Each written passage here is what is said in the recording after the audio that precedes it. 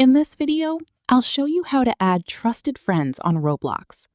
Go to the Roblox homepage, then select the friend you want to add as a trusted friend.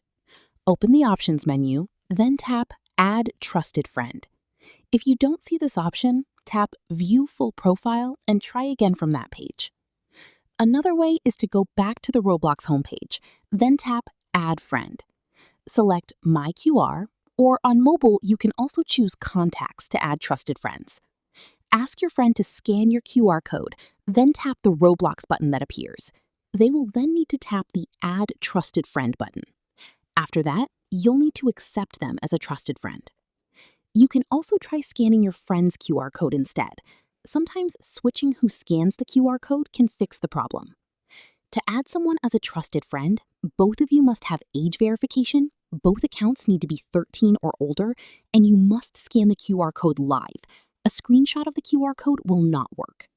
Please leave a like if you found this video helpful.